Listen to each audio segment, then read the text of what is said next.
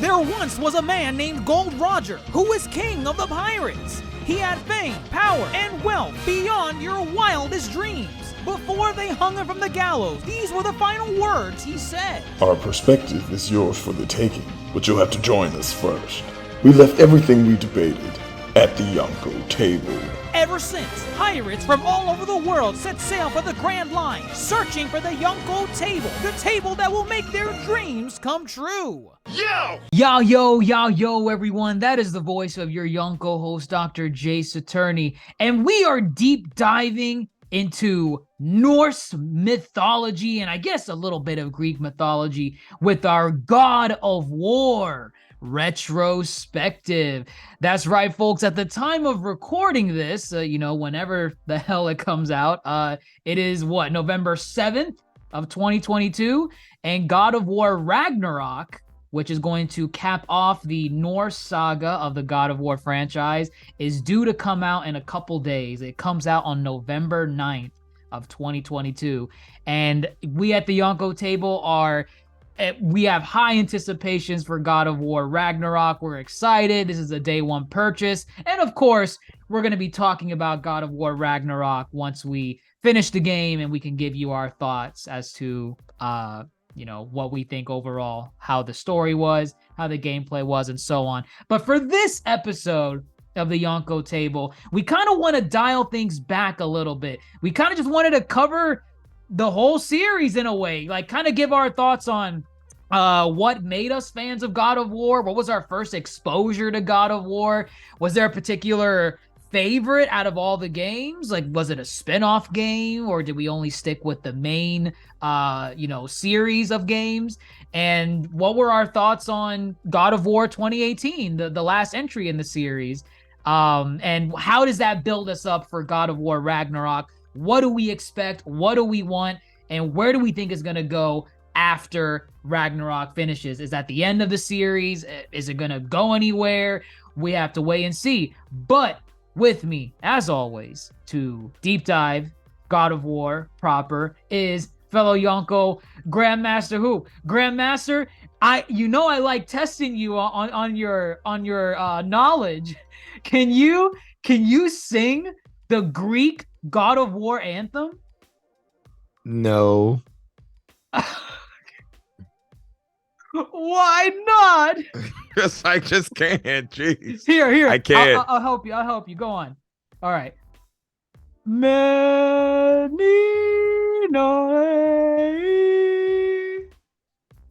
Nope. Mamma Maria. Come on! I got nothing. I'm sorry. I failed you. I have failed you, Anakin. Yeah, I have failed you. I should be saying that. You were supposed to enjoy the God of War games, not skip them. I did enjoy them. If we're getting into how we got in, we could get into it. Okay, I do enjoy the God of War games. I've played all main entries outside of Ascension. Ascension.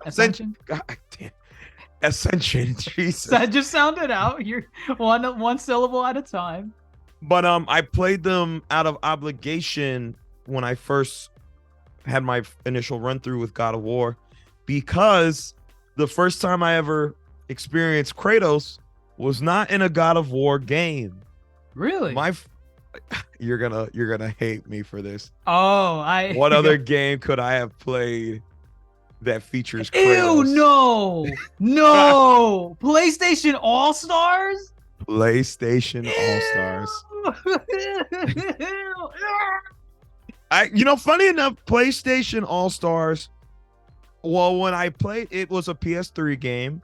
Okay. This was my freshman year of undergrad, and my friend just sold his PS3 to me. Shout out to Doug Jensen. He knows who he is. Doug. I know Doug. I remember. No, you know Doug Diaz. That's not the same Doug. Never mind. Different Doug. Either way, he sold me his PS3 for mad low, and I think one of the first purchases I got was PlayStation All-Stars. That is Just disgusting. as a Smash fan, I wanted to see what it was about, and that was my first foray with Kratos. But you And knew about him before that, right? I knew about them, of course. I Okay. knew about the Okay. God of War games, just never touched them. One, they're rated M, and at the time they came out, I think we were in 5th grade, so definitely wasn't Yeah. allowed to play them. Uh, so yeah, it makes sense that.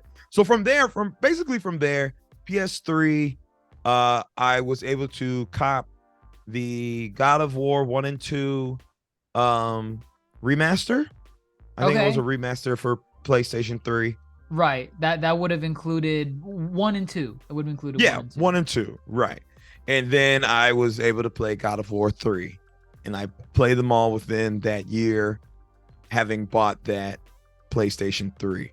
So Okay. you can thank PlayStation All-Stars, baby. I don't think any of us want to think of that game. Well, oh man, PlayStation All Stars. That's probably a pod by itself.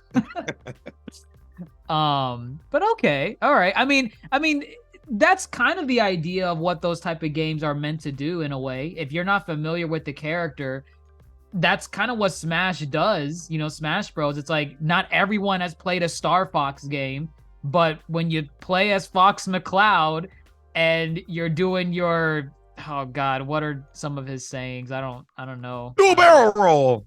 Do a barrel roll. He doesn't say that when he. No, that's Peppy, but Doesn't he say something when he like turns on fire or something? He oh says, my God, stop worrying about Fox McCloud. He says, come on. That's it. "Come on, yes, that's what he And says." he does not say that in the games ever.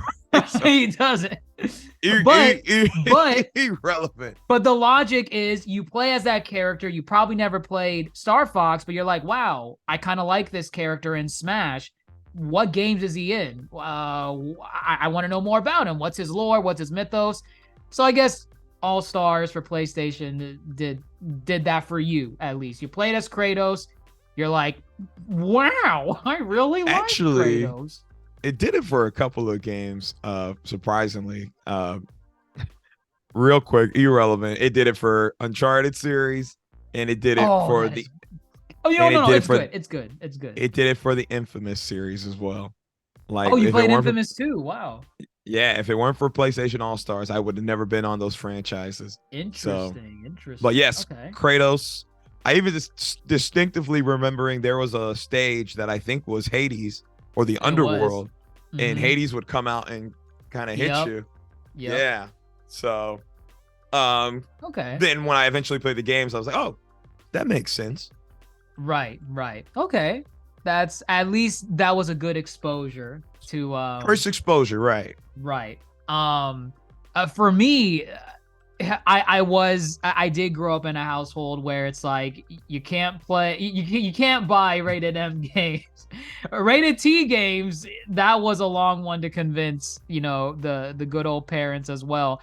So the workaround for playing rated M games, growing up as a kid was, as long as I played them at like a friend or a family member's house, it was okay. Same. I just couldn't own them. Couldn't own them, right. So, baby's first steps into what? Halo, Grand Theft Auto, God of War. God of War was through a cousin. I distinctly remember the cousin that I played it with. Shout out to Kevin. Kevin, if you're listening to this. He was my first exposure to playing God of War, and it was through I believe it was through a demo disc. You remember demo disc of demo disc? You remember demo disc of old games where like you would get like a disc and it would have demos of like a bunch of games on it? I mean, okay, I do. Yes, I do. Like old, like I'm talking like PS2. Yeah, PS2 specifically for that. PlayStation. Yeah, specifically for PlayStation, I do remember demo games. Wow, that's a memory unlock. It was a thing. That was a thing, right? And the reason why I remember that specifically is because the demo disc lets you play the first God of War in the Hydra boss in the Hydra level when you fought the Yes. Hydra on the boat, Mm-hmm. and it lets you fight the Hydra, but as soon as you kill the Hydra, the demo stops. It just stops, and it's like, oh my god, like what a great tease to make you want to buy. Actually, I don't even think you beat the Hydra in the demo. I don't think you do. I think you do the quick time events when you're going through the boat and dodging the Hydra's head and doing it. But once you get to the end of the level where the Hydra is like, you know, right there ready for a boss fight, that's where the demo ends. And it's like, oh man, they got me hooked. I wanna. Thought you had a friend. The friend? As in, you know, you thought you were about to fight the Hydra. Oh yes. Yeah. I thought I was, and nope, it was the demo, and immediately I was like, wow, that's I'm hooked, because it was crazy. It was the game to introduce quick time events. You know what? I think actually even before PlayStation All Stars, I did download, I think, the Ghost of Sparta demo on my PSP. Okay. I had a PSP at the time, and I played that demo too. So I think I might have played that demo before I even played All Stars. And actually, yeah. So my first foray might have been a demo for the PSP spinoff. That was not a bad one to start with. Ghost of Sparta is a fan favorite. It is a fan. I mean, it favorite. could have been Chains of Olympus. I honestly don't remember. Oh man, but I can't wait to talk about that one. Sure. But yeah, that was, but so, no, I mean, it's funny how it works. Like, I don't think either of us got the game ourselves. In terms of like, we have the disc and this is our first time playing it. It was always through something else, whether it's like a demo or a cousin's house or something. But eventually, I know I asked for it for like a birthday or something, but this was like years after that, because ain't no way the parents were buying a game where the guy is drenched in blood on the box cover. Yeah, no, it was never gonna fly in my household either. I think maybe when we got to high school, maybe that was kind of where, yeah, it was kind but of you more know, lenient. them college years break out and do whatever the hell we wanted. So God of War was first up on the chopping block after I got that PS3. So I'm assuming you went in like sequential order, right? After you got the games. I had to. I just knew I would be really shooting myself in the foot if I were gonna go backwards. Like, I knew start with 3 and then play 2 and then change 1. I just knew gameplay wise I was not going to be satisfied moving backwards in time. Oh yeah. Not being able to do certain, you know, mechanics and whatnot. So I said I will start from the beginning. I know God of War 3 is out. Actually, I think at the time Ascension was out too. Oh wow. Or it had just came out. It was the new one. Yeah, it was the latest one. So I knew I had to go in order. So that was 2013. Damn. Yeah, 2013 is when I got that PS3. Because 2012, 2013, that was freshman year. So yeah, It was 2013. So yeah, no, I went and did it right. I did it right. I played God of War 1 and 2 remastered, and I enjoyed them thoroughly. And I was like, all right, let's do it. Let's do 3. And 3, you know, quite the jump in graphics. I bet they still hold up quite well. Right. So very pleased with that outing. So, then, go ahead. Oh, just, you know, then, you know, 2018 hits and it's all downhill from there. It's all as downhill in from 2018? Like downhill as in I am a fan. I'm a stan. You're a stan. I see. Yeah. I see. Yeah. Okay. You know, having gone when you went back and start, because it's 2013, you know, it's that era where we're kind of used to like the HD graphics of games for the most part, like, you know, your Uncharted, your God of War 3s, your Gears of War. having to go back and play the original God of War in 2013. Were you a fan in playing God of War 1, or were there kind of stuff like the story or the gameplay? Was there something that hooked you, or were you kind of like, let me keep going until I get to the squeakquel, and then when you got to the squeakquel, you're like, oh, okay, now that I'm at God of War 2, now I'm a fan. Or were you a fan like from God of War 1, like, damn, I'm here for it. I'm here. Yeah, no, I could definitely say God of War 1, I was still enjoying it thoroughly. I think, it is a hack and slash, the original God of War games. But they do enough to vary the gameplay, and I mean, it's very few the upgrades that I can think of, but it was enough to keep me going. Like, I don't think there was a skill tree in the first God of War, but right, it was just the weapons. You could upgrade the weapons, right, and that was fine. I still enjoyed it thoroughly, and yeah, it was totally fine. Weapons graphics, and magic, my bad. Weapons and magic. Right. Graphics, of course, you have to overcome a bit, but it was fine. I mean, I took it for what it was. If I was playing this on PlayStation 2, I mean, even to PlayStation 2 standards, it wasn't even the best of graphics. What? It was good on PS2 standards. I mean, it wasn't no Kingdom Hearts. That's like really good graphics. Okay, I guess the art style lets Kingdom Hearts be timeless because it's like cartoony. It's cartoony. Yeah, I guess. So right, it ages a lot better than God of War, which goes for a more realistic art style.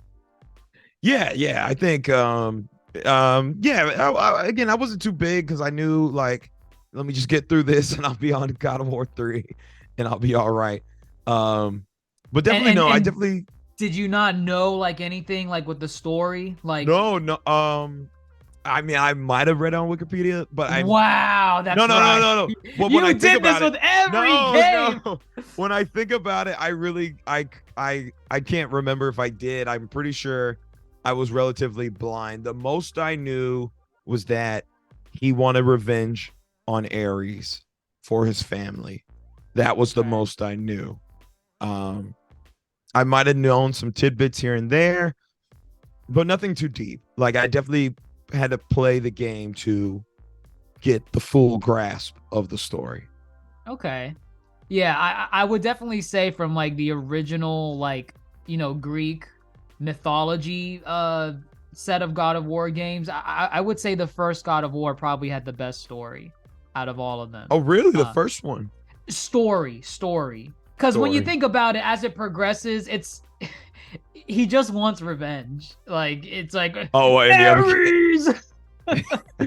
Like, Zeus! That's all it is after that. So you talk about like in 2 and 3, it's just kind of a revenge quest. It's just it's a good revenge quest. I'm not saying like it's like mid or anything. It's just in God of War 1, I feel like Kratos is more of a layered, like an onion Greek Spartan in a way, right? Because like he has this mystery with his past that you don't really know anything about, and you're wondering like, why? First off, why is he pale as a ghost? Why does he have the mark on his body?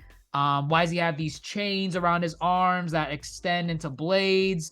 And it's part of that mystery and how it's told as Kratos goes on his journey, where you learn, his servitude to the Greek gods. He's like, he killed his family unknowingly, his wife and daughter at the time. In a fit of rage, no? In a fit of rage. He was trying to conquer a neighboring village. This oracle lady told him, don't do it. You're gonna be upset. And he just does his Kratos thing. Move! And then he raids the village, and in his blind rage, he ends up slaughtering his wife and child who were in that village. I think, like the Greek gods and the mythos always like playing these weird little games with each other. Ares puts his family there so that he could unknowingly kill his family so that he could become a great warrior that's not chained by anyone. Right. So I think the story was really good in the first God of War. Now, gameplay wise, that's where it's like, it's the first game. It's not the best one in terms of gameplay. There's only 3 bosses in there. It's just the Hydra in the beginning and the Minotaur, the Minotaur in Pandora's temple. Oh wow, man, I really You don't don't remember any of that? I Wow. remember the Hydra because it was It's the literally first. like It's the yeah, first impression. right. I mean, I remember fighting Ares.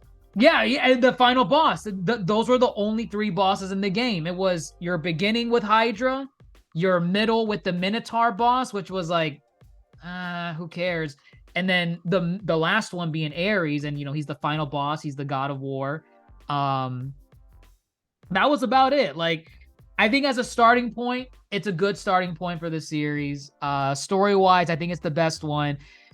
But then you get into the squeakquels, and that's where it's like a revenge story. It's a good revenge story. There's nothing wrong with a revenge story. I mean, this one was a revenge story too. No, he's trying to get revenge. Well, no, against Ares. It's actually, is it revenge against Ares? Actually, no, yeah, it is. But like, it's revenge with layers to it though, because like because Kratos is doing this to try and gain rid forgiveness. himself of the memories, right? Rid himself of the memories of what he did to his family, and that's a layer that it wasn't I mean, it's present in the later games, but it's something that's there. And then towards the end of the game, he does all this grandiose stuff. He goes into the Temple of Pandora. He opens Pandora's box. He defeats the Hydra. He does so many things in servitude of the gods in the first game. And then when he gets to the end, when it's time for the gods to pay their dues of what they promised him, they tell him, Kratos, we can't rid you of the nightmares, but we forgive you though. We forgive you for what you did. What the hell does your forgiveness do? and that's when you get that scene in the beginning where he's climbing the steps and he jumps off the cliff. Remember when is that how the game does that? Does the end is the beginning and then you get to that point? It's like that Ferris Bueller's Day Off where you see the ending in the beginning and it's like, you're probably wondering how it got to this point. Well, we got to rewind the clock back a little bit. Wait, does Ferris actually? Let me. I don't think it does. I don't think it does. But for some reason, the stereotype of that movie comes to mind when I think of films that do that. Sure. Okay, you're right. It is somewhat a layered quest as far as not just straight on revenge. I don't think we probably get another layered quest until God of War 2018. Yes. Yes. Sure. That's why I specified in the Greek era. This was the best story. But then once you start getting past that, then you get some of the best ones in the game. In terms of the gameplay. What, God of War 2? God of War 2 is a fan favorite. Yeah, man. If I remember correctly, God of War 2 might have been my favorite outing. Oh, out of all of them, we're just talking the originals. I think so. Wow, even over 3. Interesting. Possibly. I just remember. I don't know, man. I should really go back and revisit these games. They just improved on the design. They improved on the design greatly. Again, mechanics. It's a hack and slash, but there's variety, and there's just variety among the hack and slash, and you don't really expect that from a hack and slash. So I found that to be really enjoyable. The different weapons, different use of magic. I don't know. It just really improved on the design.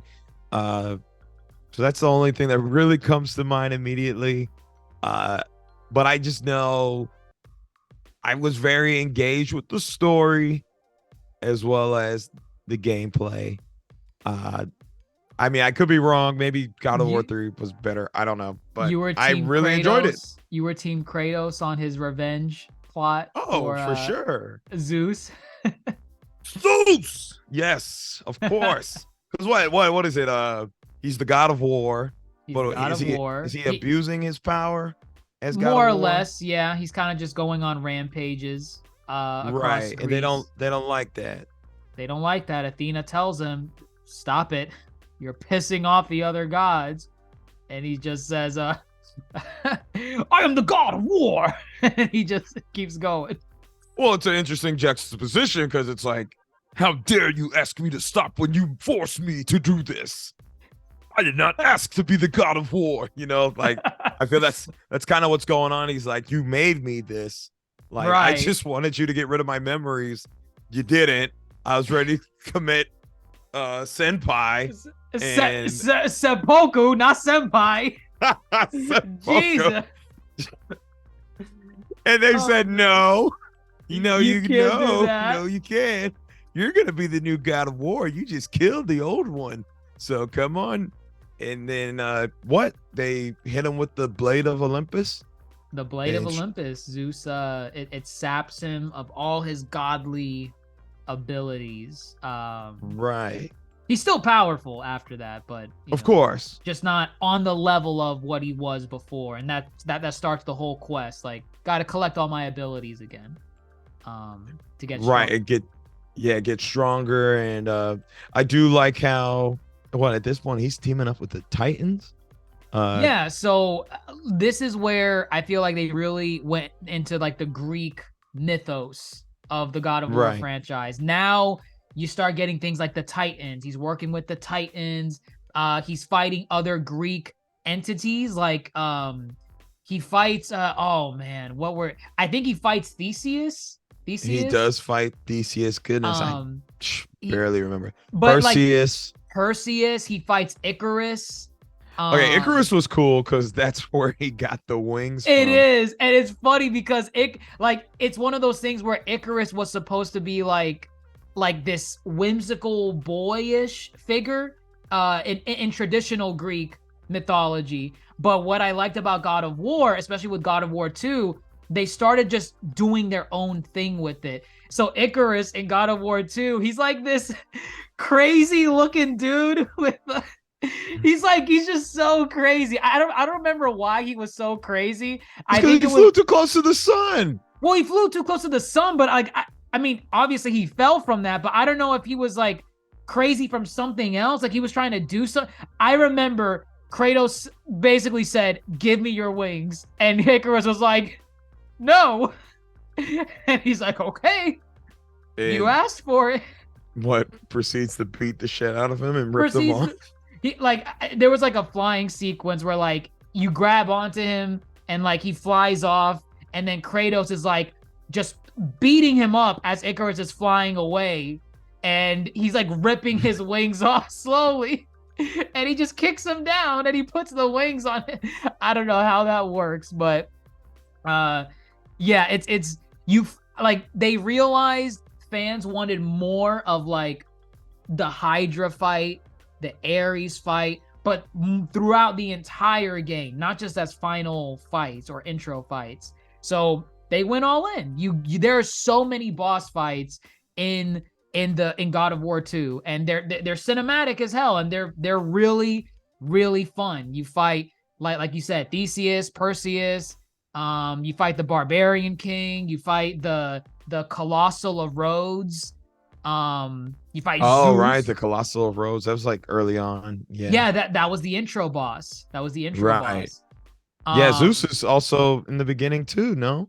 You fight him in the beginning and the end? You don't fight him in the beginning. He's the one that steals your powers in the beginning, but you don't fight him until the end of God of War 2. Oh, okay. And you fight the Kraken too. Yeah, you fight a lot of people. God of War 2 is really good. It was a sequel that did what it was supposed to. Take the original concept and improve on almost every single aspect of it.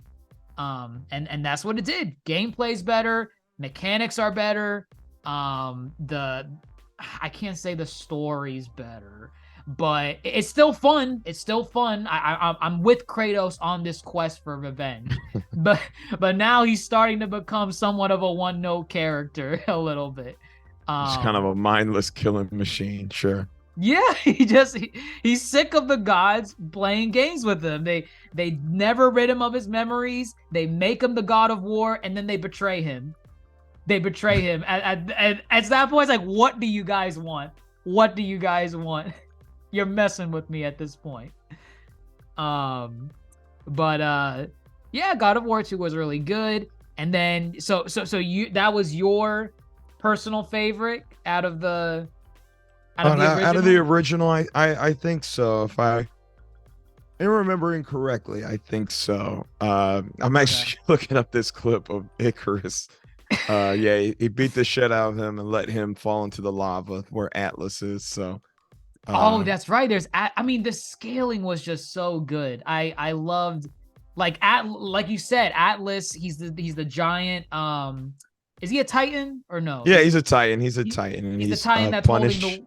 What? Go ahead. Holding the world up. Holding the world up. He's holding the world up. Okay. And there are levels in the game where you're like running around Atlas, like you're climbing Atlas as little Kratos, and you see Atlas's eye like follow you around everywhere. Like, what's this guy doing?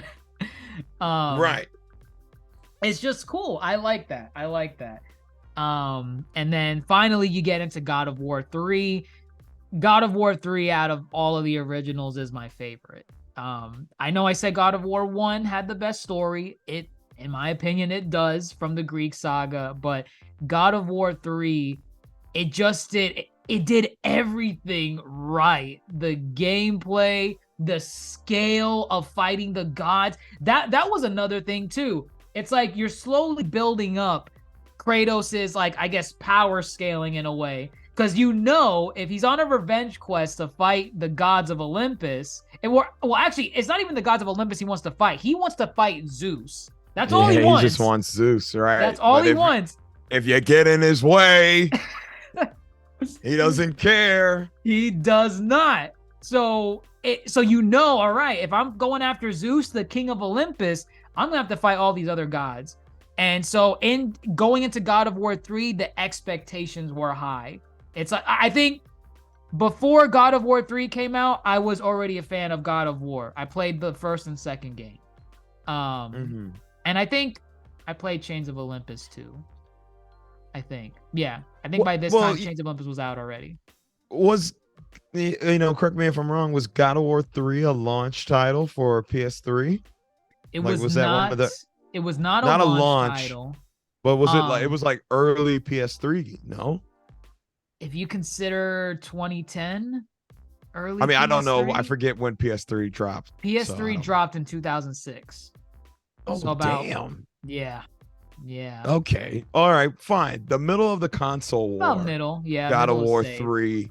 Sure. Okay. Damn. I did not know 2006. Jesus. Yeah. So yeah. Probably at the peak of the console war, maybe 2010. I would say it was a system seller too. That, like, you should. Oh yeah. God of War 3 back then. I mean, it's like it's unheard of. It looks it still looks good today, but by 2010 standards, that was like some of the best graphics in gaming you've ever seen. Ever. Hands down. I think what God of War 3 really sells, that the God of War 1 and 2 really tried to sell as well, but they were limited with the tech, is the cinematic component to God of War.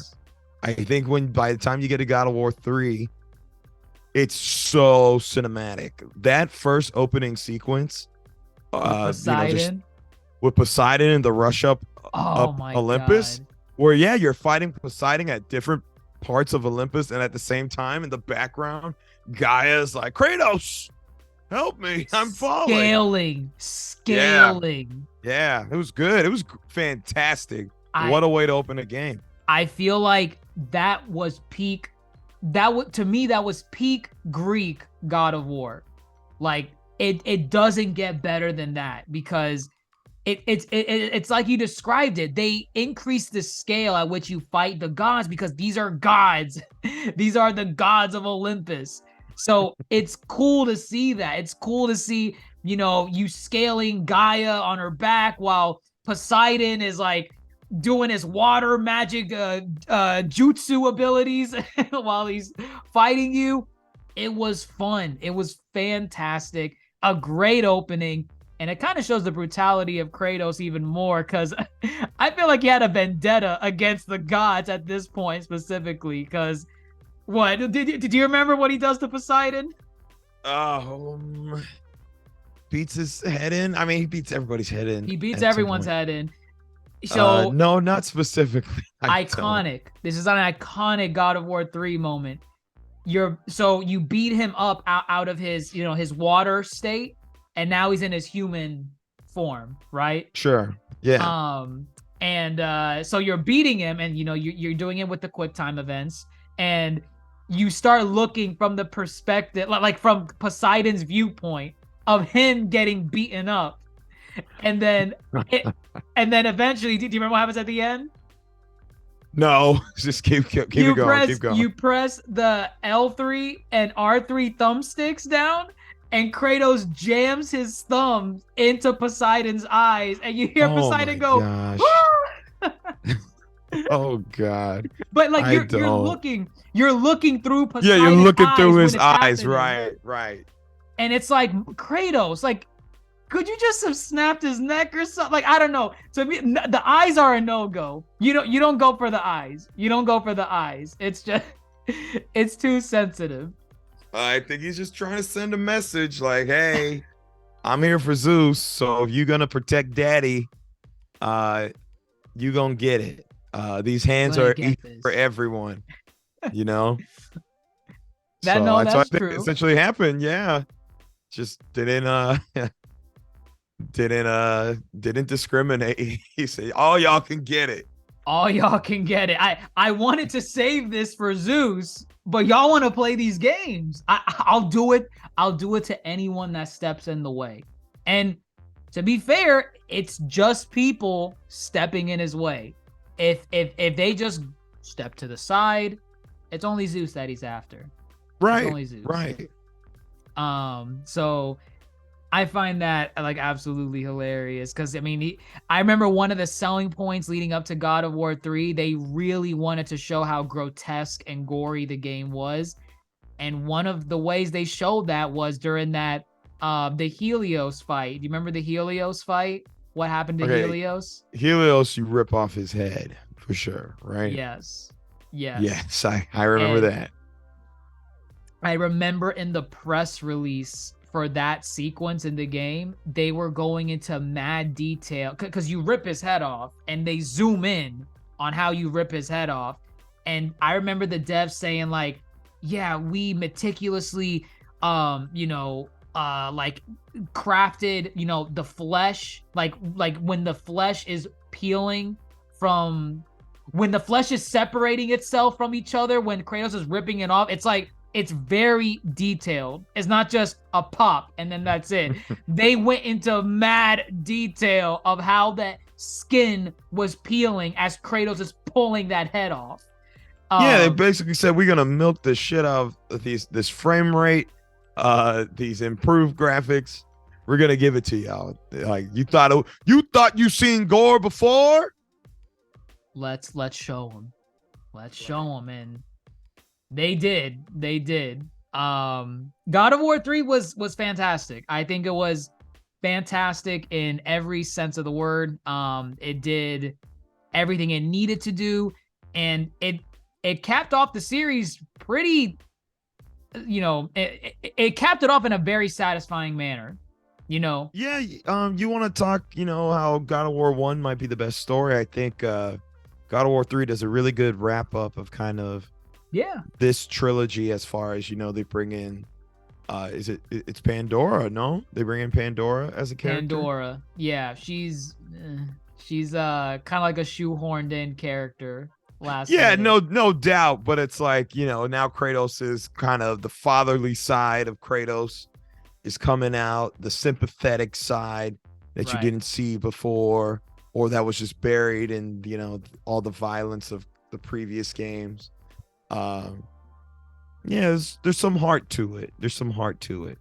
And I Right. appreciate them doing that. Also, there's like the whole kind of, what? Did he kill Athena? I don't necessarily remember, but it was like there So was in, regret behind Athena's death. right, and so in God of War 2, when you're fighting Zeus, Kratos is gonna impale him. Like Kratos weakens Zeus significantly, and he's gonna impale him with the Blade of Olympus to finish him off, and Athena jumps in the way, and Kratos ends up stabbing Athena, and he feels bad for killing Athena, because Athena, even though she was in the same group as those gods that messed with him all those years, she was kind of like the sympathetic god in a way.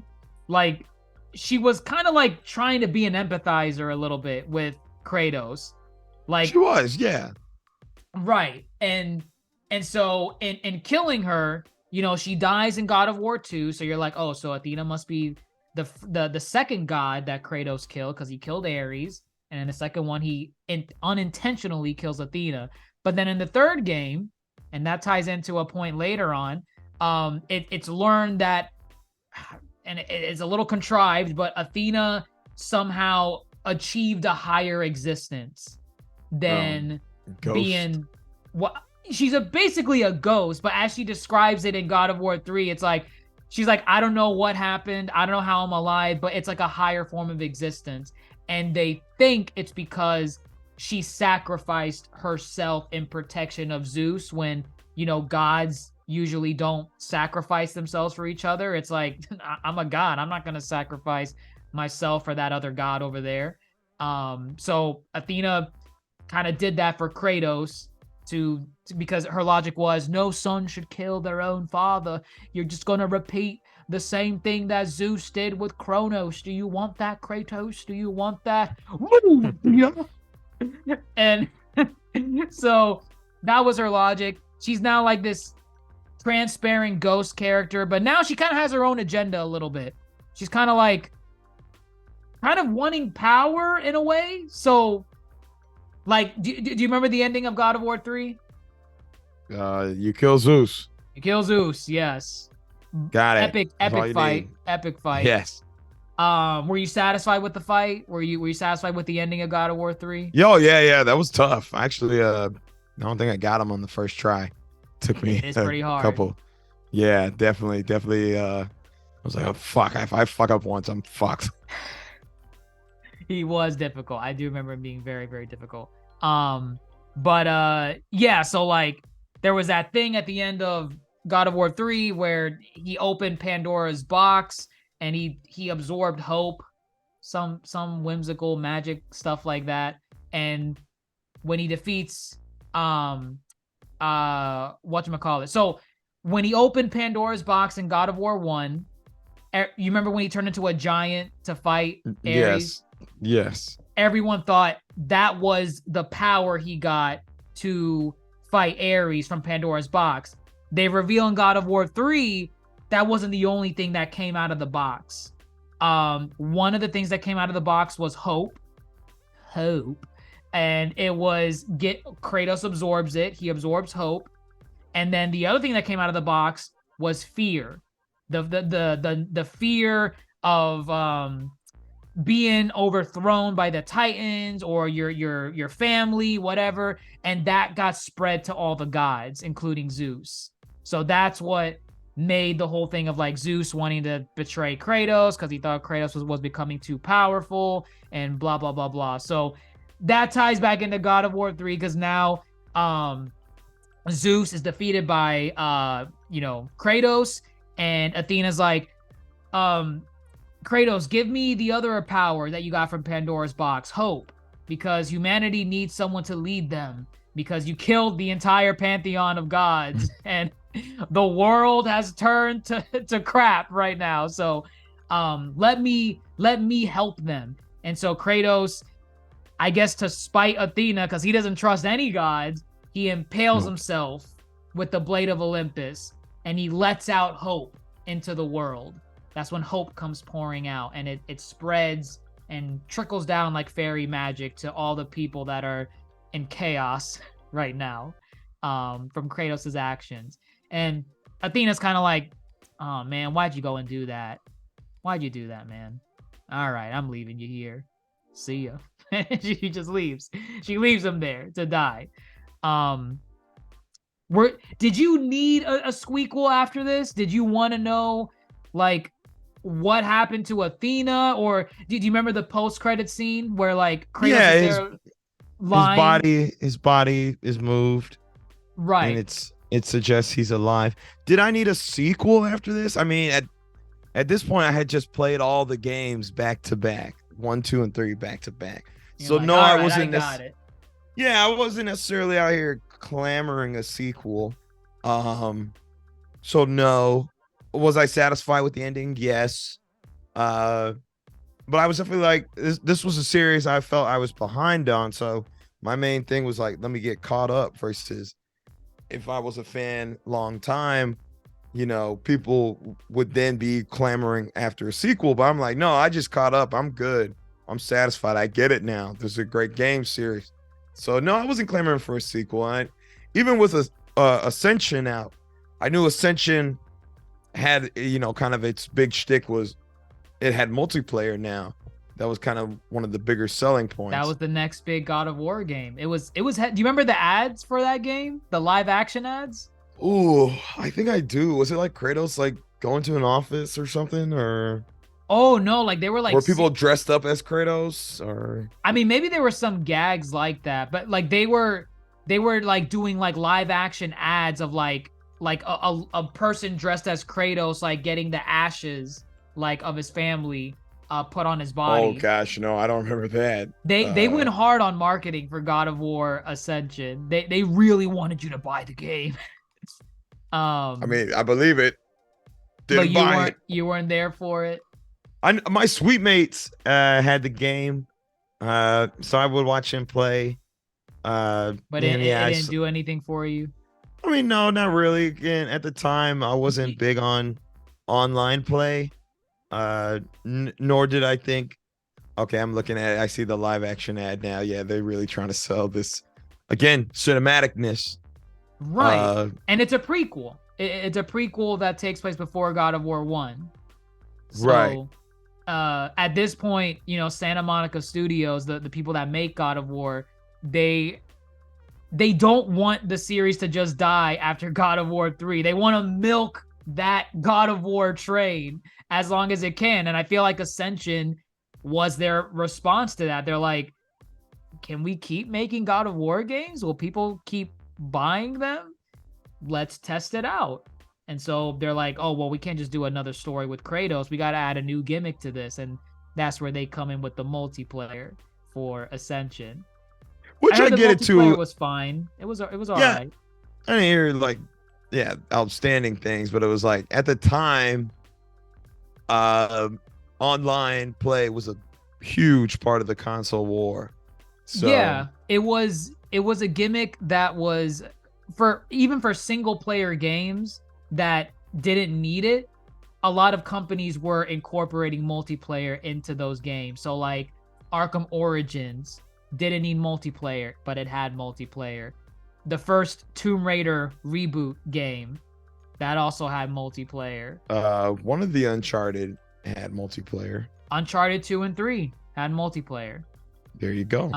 Again, at least with Uncharted, their multiplayer was like actually really good. But those other games, it was just kind of like, I mean, this is serviceable. You can play it. Dead Space also had multiplayer, the second and third one. Well, actually, I think only the second one did, not the third one. But it's like, why do you need this? Like, why is this in here? Like, it's all right. It's not bad, but give it 2 or 3 years, the servers are gonna shut down, and all these servers are dead. Like, right, it's gone. It's and again, we weren't here to begin with for the multiplayer. We were sold alone by single player, but right, and if shit like that happened. And I think with Ascension, I played Ascension way late. Like I didn't play it at release. I played it. I think Sony gave it away for free at one point for PS Plus, like years later. Oh, really? Yeah, it was like one of the last games they gave away for free, and I was like, oh, well, of course, I'll try it. I'll see how it is. It's God of War. It's not inherently bad, but it's like you could tell the series needed something else at that point. You literally finished the story already with God of War 3, and this at this point, this is just clear milking. There is nothing of service here. There's nothing of service there because it's a prequel to God of War 1, but it's like you already wasted that card because you did a prequel before. Chains of Olympus on PSP. That was a prequel to God of War 1 as well. I think Ascension is even before Ascension is before Chains of Olympus, but again, like the spinoff titles, they were probably the most people were willing to put up with Chains of Olympus and Ghost of Sparta. Ghost of Sparta was actually pretty good. That one. Well, yeah, you know, at the time, the PSP was like, we need to have the little brother, little sister equivalent on the PSP. There's a market. There are PlayStation fans who did go out and get a PSP. So they really did put some effort into those PSP titles. Rightfully so. Just to, again, have that avenue for fans, you know? But as you said, it's like, y'all just going to keep putting out prequels at this point. Some people will buy in, but you're not going to like bring anybody new at that point. It's getting stale. You gotta do something else. Yeah, you gotta do something big, baby. Something big. Oh, fun fact. There was a trophy in Ascension that got a lot of controversy. You know, trophies, right? Like in trophies you earn. There was a trophy that you unlocked that was considered misogynistic, and it just blew up. It was called so in Ascension you fight the Furies, who are female, and in one sequence when you beat the crap out of one of the Furies, the trophy you unlocked is called Bros Before Hoes. Really? And that pissed people off.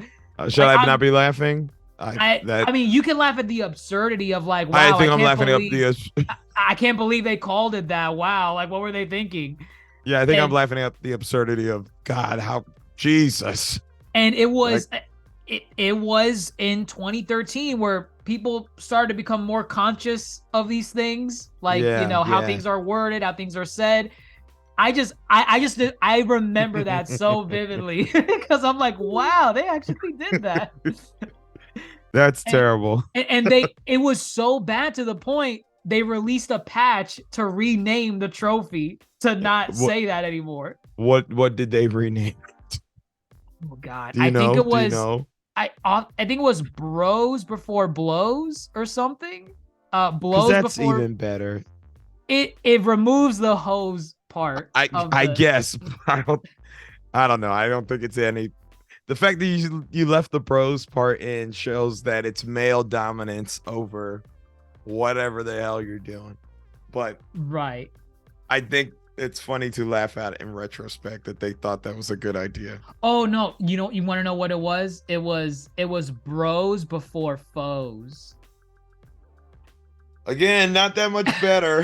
What? It is better. You're in one word. You're using a derogatory term against. It's not better because you're still referencing the bros. You're Kratos. There's no other bros around. So Kratos is a bro. No, what I'm saying is, it's like he's not choosing other males over the Furies. So it's like, it don't matter. I'm still gonna beat the shit out of them. I got bros somewhere that care.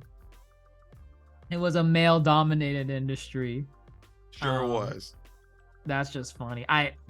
You didn't get that with the other God of Wars. It's silly. It's a fun little silly fact to remember by. But yeah, after Ascension, it was the last like major God of War game. Like occasionally you would get a re-release here and there. Like they remastered God of War 3 on PS4. But overall, like the series was done at that point. And to be honest, I was okay with it being done. I wasn't clamoring for a God of War. I was okay. If it was going to come back, I had the mentality of they needed to do something different. Like they cannot just do the same thing that they did for God of War 1, 2, 3, Ascension, Chains of Olympus, Ghost of Sparta. 6 games. They cannot do the same thing that they've been doing. They gotta switch it up, right? You gotta it has evolve. To be something big. Gotta be something big. What year are we in? Lead us in. What year is our first announcement? Our first announcement. I'm proud of this. Oh, you made that? Didn't you make that video? I was in the video. The reaction video. The reaction video. So okay, no, you're right. So in comes I believe it's E3 2016. Sony has their whole, conference thing, whatever, they're showcasing games, and there's no reveal on what some of the trailers are. They just show it, and then you determine what it is yourself.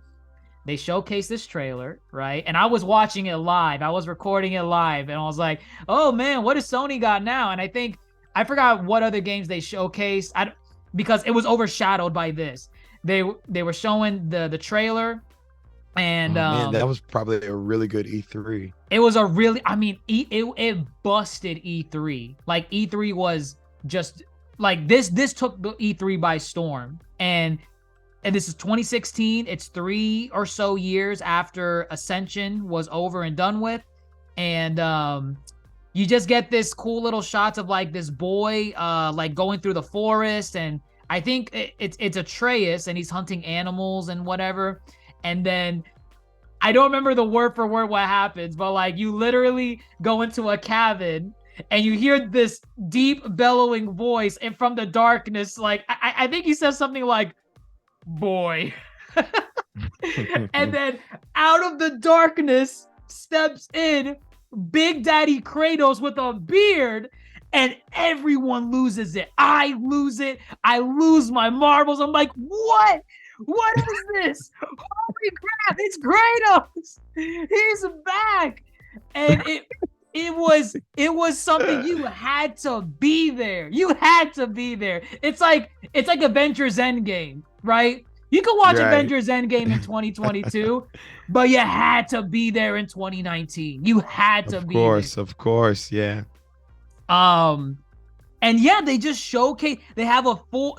And not only that, this presentation was unique because it was Cory Balrog, the game's director. He's live playing the game in front of a large audience, while an orchestra is playing the music in tune with what Cory was playing in the game. That was unheard of at E3. Do you have any ideas the amount of crap that can go wrong during an E3 demo? Yeah, I can imagine. Yeah, the game can glitch. You can like screw something up. You could lose the timing. You could die or something. Like there was so much writing on this demo, on this reveal going just right, and it went perfect. Yeah, it went perfect, right? It was, oh my God, it was a sight to behold. So going into what you were saying earlier, proud moment that I take great pride in it, because that's like, hey, I'm a piece in Sony history. Sure, yeah. There's a making of God of War 2018 on Sony's official YouTube page, and it's like a behind the scenes look on what they were going through in crafting the game, how they discussed how to do the reveal. And it's like a 1 hour and 50 minute or 1 hour and 30 minute documentary. At one point, I think it's in like the 50 to 55 minute mark, there's a segment where they discuss, so yeah, once we got everything together, it was time to go to E3 in 2016, and there was a lot on the table, and a lot of us were wondering, were we gonna succeed? And then they start showing the reactions in the video. They show all these other YouTube channels of people react like, "Oh my God, it's Kratos!" And I was in it. I was in it. And that video didn't get a lot of like views back then, but that goes to show that Sony was digging in the community for what people were thinking about this game. It's I don't know. That I was already hyped by the reveal alone, but that made it just a little bit more magical for me. I can imagine. Right. And if you guys want to check that out, I always have the link to it in our description box down below. Well, on YouTube specifically. So if you want to check that out, check it out. But yeah. I think what you have here is fans didn't really understand how much they actually missed Kratos. And then they reveal Kratos in full HD, like over the shoulder third person scope. Right. And it's no longer a hack and slash. It's like, what would you call it? Action role playing? Not RPG, but like I'm not really sure what you would call it. Action adventure. Right. Just they switched up the formula, as we just said. I would still call it a hack and slash to a degree, right? But like not the same way the old God of War games were. Right. It's now well, you have a skill tree. You actually have to kind of be strategic on how you want to go about this. You can upgrade your armor, upgrade your items and equipment. RPG elements, more RPG elements. A crap ton more. Atreus is your party member. You have to make sure he's rightfully equipped, and you have to command him to do certain things. They nailed it on the head as far as making fans realize they miss Kratos, but then giving them this whole new experience. And I even remember in that trailer, everybody was like, wait a minute, that is not Greek. Right. This is not Greece. That troll, right? You fight the troll. Troll. You're right. You were like, that's not a Greek creature. What's going on? Where is he? I think that was what sold people on the new game. You know, there was that fear, like, yes, you had to do something different for a new God of War game like this, but you can't do something too different to where you alienate the old fans. Because at that point, they'll say, oh man, this is so different. I don't know how I feel about this. But you know you need it. It needed to be different. And I'll admit, I even had that fear too. I thought, wow, it is different, but will I like it? I don't know. It's it doesn't look bad, but it's different. It's different. Let me ask, do you ever miss the double jump? No. No. That double jump looked so stupid whenever he did it. All right, just wanted to throw that one out there. just had to throw it out there. Yeah, I think, you know, when you tell people it's Norse mythology, but it is a continuation of the original series, that's enough for a lot of people to be like, I'm invested. I want to know what happened between. How did we get here? Right. That was a selling point, because at the time people didn't know, is this a reboot or is this a continuation? And I'm really glad they made it a continuation over a reboot, because they could have just done that. They could have just done, let's just start from zero again, another version of Kratos, but now he's in the Norse pantheon. Easy. Done. We don't have to worry about, oh, well, how did he get here? How did he survive? Does he ever reference his past? They didn't do that. They made it a continuation of the Greek story. And that was a great decision. They did it perfectly too, because and we talked a little bit about it when we did our God of War Ragnarok kind of trailer breakdown. They held so much close to chest that it made the reveal within the game itself even greater, because there were times, I think, like when you went to Hell, Hel, Helheim, yeah, Helheim, and what you saw visions of Zeus, yes, visions of Athena, and then of course when you went and got the blades.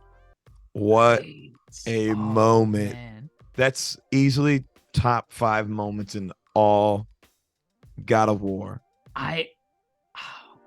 It might be my fanboyism. I might call it number 1. Which is respectable, because I think it's number 1. I think it is. Again, they never revealed that ever. Not in any promo, no trailers, no early reviews, nothing. That was such a reward in the game itself.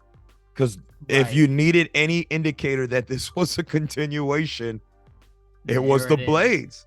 And then also too, story-wise, it works on so many levels as a player and as Kratos in the game. He looked reluctant to pick up those blades. He didn't want to do that. Right. And then as, developers and as players go, it's like, are we taking a step backwards, reintroducing the blades? Or is this a welcome kind of return, callback to where it's like, this, don't get us wrong, they're here, but this is still very much its own unique experience. Like, and it's the blades and they move like the blades, but now the blades have a skill tree. Now you can do combos with the blades and the axe. And it was lovely. It was great. It worked. And it was fantastic. It really was. I feel like, when you boot up the game, right? It's something where, you're playing as Kratos, but you have so many questions because you're like, this is Kratos' son, so how? Like, where are we? When did this happen? I mean, I'm not surprised that he had a son, and Aphrodite in the third game. It's been so long. It's been so long. Man. Is that what she does? Something like that, and then you just watch her, I don't know, for a lesser term, concubine, just kind of that's right. And then they start making out with each other. The scaling kept increasing with every game. Yes. But no, like in God of War 2018, it's like the game does such a good thing with its story where you don't know what's going through Kratos' mind. He's being very secretive, very protective of his past life. And I mean, you understand why, because he's trying to kind of start anew, raise a family as best as he can and move from his past. And, life ain't letting him, because in comes in Boulder, boom, smashing in from the ceiling, and everything goes topsy-turvy from there. Like, the guy just wants to spread the mother of his child's ashes to where in Jotunheim. And such a simple kind of motivation, and it's like, God damn it, I thought I was done with pantheons, man. I thought I was done. And the thing is, it's like, I'm gonna be honest, in terms of the whole package, so far, God of War Ragnarok's not out yet. It might change my mind. But God of War 2018, I think, is the best God of War game. Oh, yeah, without question. Period. Yes. Yes, I cannot deny it. I cannot. Which is, it's unfathomable, because the biggest hurdle this game had coming in was, how is it going to overcome the shadow of the original games? God of War 3 set a high standard. A lot of people think that's the best one. And I mean, I don't blame them. Look at God of War 3. It's fantastic. But with this new soft reboot / continuation of the story, it's like, can it overcome that? It needs to tell a kick-ass story. It needs to have the bomb-ass boss fights. It needs to have new gameplay that we've never seen before. It did all of it. It did. It did it, and then some. And then some. Like oh man, I'm telling you, I've only played the game once, but Same. I remember so much of everything. Yeah. Like It's crazy too. This game only came out like 4 years ago. only I mean, it just seems I don't know. For me, it seems like yesterday. Because yeah. remember it so vividly. Right. No, because it just leaves such an impact on you. The story of Kratos and Atreus, that the story of Kratos coming to terms with what he did back then. And again, I feel like they did such a good job in the intro because it shows that Kratos is different. You know, this is an older Kratos. This is a more restrained Kratos. And I'm sure you remember in the beginning when Baldur comes in and he starts making threats and punching Kratos. Kratos is not reacting. He is not fighting back. Greek Kratos would have slapped the crap out of Baldur the second a fist was raised.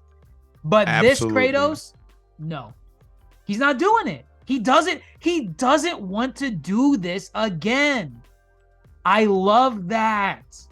I think what you it's just a really good understanding of where Kratos is as a character and what they want to do with him moving forward. Again, nothing about this game feels repetitive. Every element feels unique. Therefore, Kratos as a character has to feel unique. He is no longer Zeus. Your son has returned. Like it's none of that. He's layered now. Yes. Oh man, it's just fantastic. And I feel like part of that, you know, it's kind of wholesome to think about. Ori Balrog, again, he did the other games in the series, the original God of Wars, but he said going into this God of War 2018, part of what made him change the way he wanted to portray Kratos, he became a father recently. Ooh. And he wanted to reflect that in this journey with Kratos and like, well, now that I'm a father, how do I want Kratos to go through fatherhood? You know, he was a dad before, Kratos, but he just did his typical thing that Kratos does. Ares! And so there was no layer to that. But with this, it's like he wanted to tell a new story, a new side of Kratos we never got to really, really see before. Like, we knew Kratos loved his original family, but I like the journey that we get to see with Kratos in this family. Yeah, we don't. Yeah, they said, well, let's not kill off his family again. Let's actually put him through the ringer with his son to make a layered experience for them both as characters. They both have an arc. They both have development throughout. Yes. And it's even within the gameplay itself, which is crazy. You see them do more like team up attacks later on and more trusting of each other and whatnot. And then the inner gameplay dialogue, you know. Right, when you're just walking around and you get like little like Mimir's talking to you saying, "Oi, do you remember this portal that takes us to the Nether Realm?" Or I don't know, just some random fact, some random dialogue. I love that. I absolutely love that. Or when you're sailing on the boat in the ocean and Kratos is trying to tell a story to Atreus, like a funny story, and Atreus is like, "That wasn't funny, Dad." And he just says, boy. It's crazy to think that they really, not only, again, nothing feels repetitive and everything is brand new and unique, but it's just like, hey guys, they went into the team development room, was like, what's the extra mile? Where can we make this even greater? And they just kept going. And I feel they didn't stop until they said, all right, guys, this game comes out in a couple of months. We got to stop. Right. You know? Right. Like, and I feel like they didn't do it in a way where it's like, all right, let's cut it off here and leave like a cliffhanger. You know what I mean? Like, right. They told a complete story and you know there's going to be a sequel, but you feel satisfied with what you're given in just this one entry. Right. I think they did fantastic. I know I keep saying it, but I really love God of War 2018. I think it's the best God of War to date. And that's coming from someone that thought this game was not even going to overcome the shadow from the previous games. Like, yeah, maybe it was going to be good. Maybe it will be great, but it won't be better than the originals. No, it's better. It's better than the originals. A much more fleshed out story, better combat, like combat that makes you think more, like you said, RPG elements. It was great. It was great. Cannot tell me otherwise. And then that's why, right? That's why we're hyped for Ragnarok. That's coming in a couple days. Literally Wednesday. Literally Wednesday. By the time we release our thoughts, hopefully people will have listened to it before this upcoming Wednesday. Exactly. Right. I guess like the final bit we can get into is you know, I've seen some of we've done some of the trailer reactions in for Ragnarok. Are there expectations that you need going into Ragnarok? Like what do you need out of this to even be on par with the, God of War 2018? Do you want to, what do you need for it to be better? Because in this game, it's the conclusion of the Norse saga. Sure, yeah. And I guess, do you want sequels after that, if there's even a room for sequels after that? But what do you need? What do you need out of this? Again, I feel I don't need much. I feel God of War 2018 really did everything so perfect. Give me more of that. So from there, gameplay wise, I'm sure they are going to add new elements, which I'll be very happy about. Of course, new gameplay mechanics, maybe as like traversal throughout the worlds and the land. Maybe some more control of Atreus, and versus kind of it still felt great as far as like I feel like there were times I can make Atreus do this or make him do this. Right. I don't know, maybe some more control of that potentially. But really, my biggest thing at this point is that y'all sold me on a story. I'm here for the story. I want to know what happens next in this story. That's it. You just got to sell me on the story. I'm so much a gamer when it comes to story. Like half these games that I play all the way through, it's like story first, gameplay second. And you're laughing because it's true.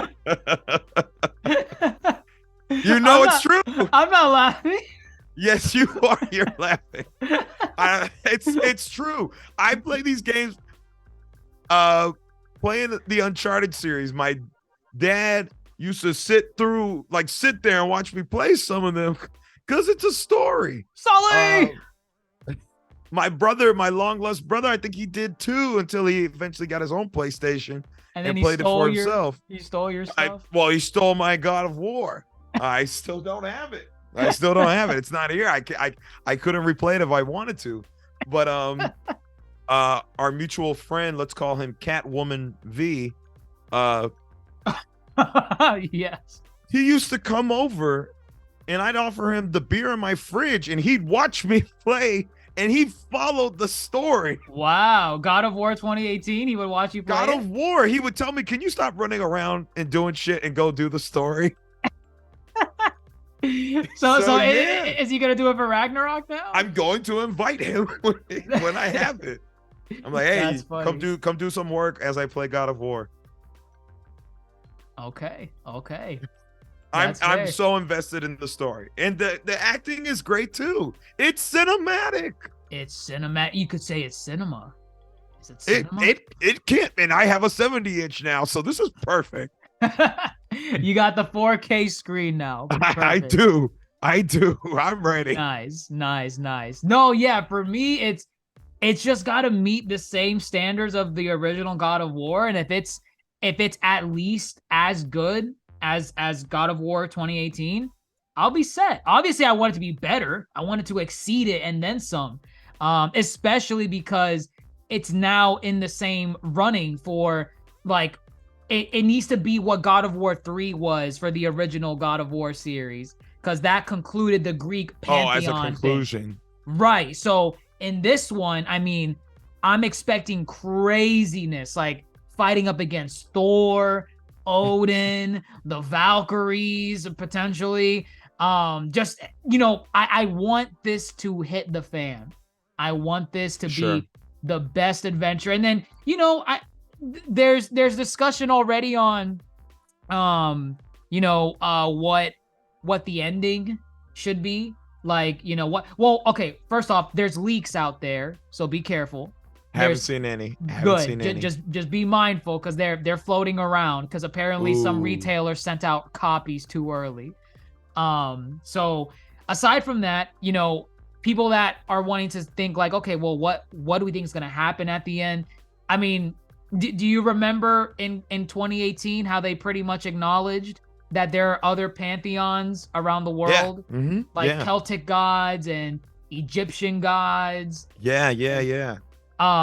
Do you want them to do that after this? Do you want it to be where Kratos just goes to every pantheon and does his thing, or do you want this to be the end of Kratos' story and then we do something else, or do you want it to just end here? Is this it? I mean, I don't think it ever will end. It's not. It's their mascot. It's their mascot. It is a huge one of their staple. mascots. I mean, if the story is unique and fresh, I'm game for anything. Dare I even say, if this is the conclusion of this mythology, maybe it could be the conclusion of Kratos. I don't want it to be, but would I mind playing as Atreus as the main character in a sequel? Sure. It won't be Kratos, and it will be completely different. It'll be something new. It'd be something new, right? Something fresh. If they can make it work, I'm game. But if it's not the end of Kratos, I would love to see him in another pantheon, in another world, in another mythos. But again, story-wise, these people do their homework. Santa Monica Studios does their homework. They bring on these like Norse experts to serve as dramaturgs for their script. And you know, it's like they flesh out the story. If you can do that with any pantheon, I'm fine with it. I mean, I hate to do this as a comparison, but Rick Riordan, the guy who wrote the Percy Jackson series, he's got a series on Norse mythology. He has a series on Egyptian mythology. Oh wow, he does. He goes that far out. He does. Now, I don't believe they're in the same universe as like Percy Jackson, right? But it's like, well, these books are still selling. This guy's still pumping out books. These stories must be unique enough that people don't find them repetitive. You know, they're not carbon copies of the first Percy Jackson set. They don't think the Egyptian set is like, oh, well, this is just Percy Jackson in Egypt now. Right. I mean, it essentially is. It is, but it's like, different enough to where you're not making that comparison where you're like, this is the same thing. Why did I buy this? Exactly. So if he can do that from them little children, I imagine Santa Monica Studios can do that no problem with the God of War series. So they have my full trust. They have not let us down. They have not. Maybe with Ascension, but that's it. Never played her. Wow, her, huh? Her. I never played her. Yeah, you know, if they go into another pantheon, so be it. You know, whether it's with Atreus or Kratos and his journey continues, I feel like whatever they give us, they've proven with the first game, and I feel like they're gonna prove it again with Ragnarok, that they could tell whatever story they want, and I'm gonna trust them with the reins of the series. If I had a preference, maybe I would want them to go to Egypt, like Egyptian mythology next. Yeah, that's really the only other one I can think of that I would. I mean, I think that'd be the coolest one. Right. I would consider that the holy trinity of like the most popular ancient mythos is like Greek, Norse, and ancient Egypt as well. No, that's totally accurate. Yeah. Right. So we'll see. I mean, there's plenty of other pantheons out there. You got Aztec, you got Mayan, you could be creative. You can do some crazy stuff out there. But yeah, we'll see what Ragnarok does. At the time of recording this, it's November 7th.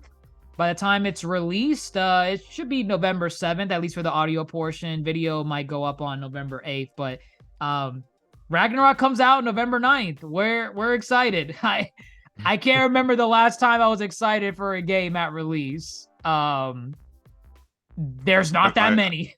I just had to think of the last time I bought a game. Was it remake? It was remake. Who's remake? A Final Fantasy VII remake. Was that the last? The one? last time I bought a new game? Yeah, wasn't it a remake? No, the last new game I bought was Horizon Forbidden West. Oh, okay. Yeah, that one. Like I was excited for it, but not the way I am for God of War. Not the same way.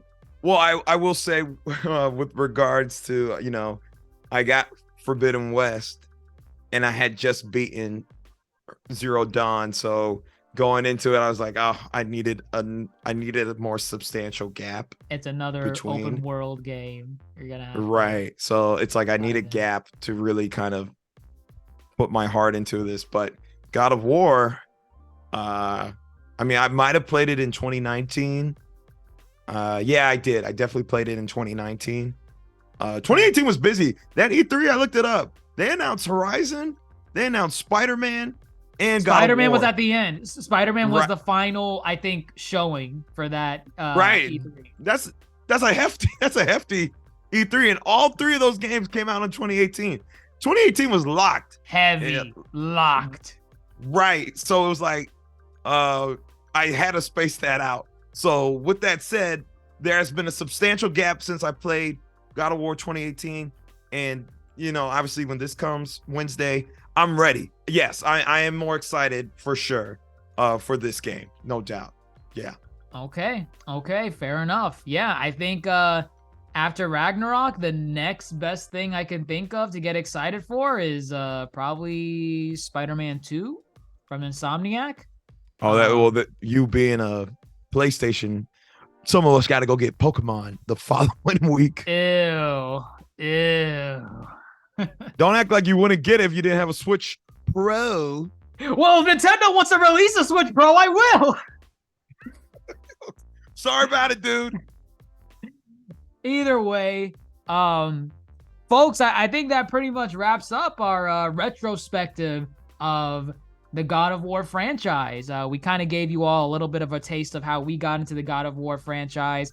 What were some of our favorite games? What were some of the games we skipped? Or, well, I didn't skip any, but some of the games we might not have played here and there. And what are our thoughts for the upcoming God of War Ragnarok? We're all excited. We'll definitely do a podcast on it once we finish the game. And we'll let you know if it meets the expectations of God of War 2018. I think this will be a nice two-piece to listen back into. How excited we are for Ragnarok, and then once we play Ragnarok and finish it, were those expectations met as excited as we were for Ragnarok prior to its release? I feel you're really about to make me rush through this game, but I'll be ready. Listen, your pacing with games needs to be improved. So I know. Toss aside all plans. It's Ragnarok, baby. Invite Skinny Pants Catwoman, whatever his name is. Jeez, it's just Catwoman V. God, jeez. Oh man. Yes, I will invite him more frequently over and be like, come on, man, it's God of War night. Let's go. It's God of War night. Can I play? No, you can watch me. He knows the deal. That's he knows fair. the deal. That's fair. But yeah, folks, let us know what you think about God of War as a franchise. How did you get into the series? What were some of your favorite games? Did you get introduced through one of the spin-off titles? Like maybe your first one was Chains of Olympus. Was it just God of War 3? Or maybe a lot of people, they only play God of War 2018. Is that your first God of War game? Is that the only one you played and you just want to play Ragnarok next? And what do you need Ragnarok to do for you to be a successful squeakquel to God of War 2018? Did you stop saying squeakquel? What's wrong with that? Forget it. Whatever. You never seen that movie? Yeah, I know what you're referring to. Alvin and the Chipmunks 2, baby. I'm aware. I'm aware. But what does Ragnarok need to do? You know, I feel like we laid out what our thoughts are, but I feel like everyone has different expectations with this game. Hey, you know, I'm sure whatever happens with Ragnarok, I want to say we're still going to be satisfied, but we'll see. We'll see. But if you liked what we had to say, if you want to click that like button, give us a share, give us a shout out. We're on all social media platforms, including Spotify, Apple Podcasts, TikTok, Instagram, YouTube, Twitter, at the Yonko Table. If you want to join the discourse of this game, because we're likely going to be going back and forth on it, check out our Discord. Link for that in the Patreon link in the description box down below. And we're going to be streaming this game live. So if you want to watch it live as we freak out over everything, check out the Twitch channel. Link to that in the description box down below as well. But with that, everyone, I am your Yonko host, DrJaceAttorney, fellow Yonko Grandmaster Hoop. In unison, we are going to sing the theme to the Norse God of War game. Go on, Grandmaster. I'll lead you in. I'll lead you in. All right, ready, set, go. Kratos. He doesn't say Kratos. Because I don't fucking know it. Cut it. Mavrino. Catch you later, folks. Stupid.